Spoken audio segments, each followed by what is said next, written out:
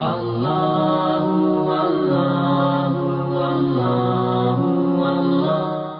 جملہ آپ کی خدمت میں کہوں گا، یہ آپ سے سوال کرتا ہوں میں، ذرا سا مختلف انداز سے سوال کرتا ہوں. بتائیے کہ ماہ رمضان شروع ہو گیا ہی ہوگا؟ ہو گیا؟ پکی بات ہے. اچھا ماہ رمضان شروع ہو گیا، ٹھیک ہے. سوال نمبر 2، کوئی ایسا ہے جو اپنے آپ کو امام سجاد علیہ الصلوۃ والسلام کی طرح عابد خیال کرے؟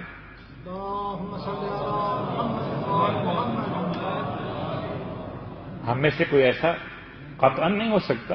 ہم تو ان کے غلاموں کے قدموں کی خاک کے برابر بھی نہیں ہیں. میں اپنی بات تو کر سکتا ہوں، آپ صاحبان ایمان مجھ سے افضل. لیکن مسئلہ کیا ہے؟ مسئلہ یہ کہ ماہ رمضان شروع ہو گیا اور چوتھے امام کی عبادت نام آ گیا. چوتھے امام، کیا آپ میں سے کوئی چاہتا کہ چوتھے امام کا کوئی ایک عمل میں اور آپ اختیار کریں؟ ماہ رمضان میں چوتھے امام کیا خاص کام کرتے تھے؟ ایک خاص کام جو آج میں اور آپ اطمینان سے کر سکتے ہیں. وہ خاص کام کیا کرتے تھے؟ وہ سال بھر اپنے غلاموں اور کنیزوں کے ہونے والی کوتاہیوں کو، سال بھر جو ان سے غلطیاں ہوتی تھیں، جو کوتاہیاں ہوتی تھیں، اس کو میں اپنے الفاظ میں کہتا ہوں کہ نوٹ کر لیا کرتے ہوں گے. لفظ نوٹ تو میرے اور آپ کے الفاظ، روایت کے الفاظ نہیں. اور جب ماہ رمضان کا مہینہ آتا تھا تو میرا مولا سب کو بٹھا لیتا تھا. اگر آپ کے بیٹے سے، آپ کی بیٹی سے، آپ کی بہن سے، آپ کے بھائی سے، آپ کے کسی عزیز سے، آپ کی اہلیہ سے غلطی ہوئی ہے تو غلطی انسان سے ہی ہوتی ہے. کیا مجھ سے اور آپ سے نہیں ہوتی؟ ماہ رمضان میرا مولا سب کو بٹھا لیتا تھا، اور بٹھانے کے بعد ہر ایک کو یاد دلاتے تھے مولا کہ جو تم سے ہوا اس کا نام لے کر نہیں کہ کون سا گناہ ہوا، کون سی غلطی ہوئی، یہ نہیں.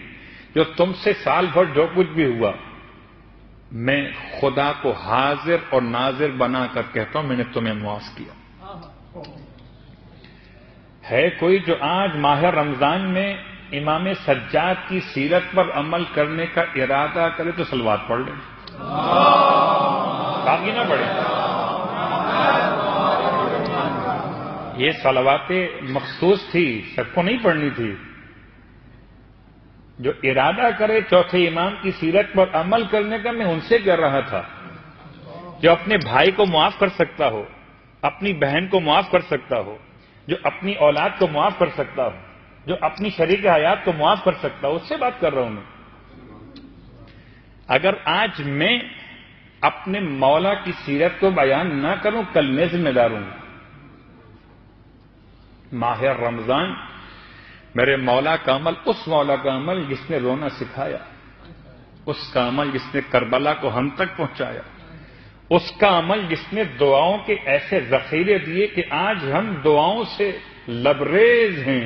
کسی مکتب میں اتنی دعا نہیں ملے گی جتنی دعا امام سید سجاد کی برکت سے یہاں ملے گی.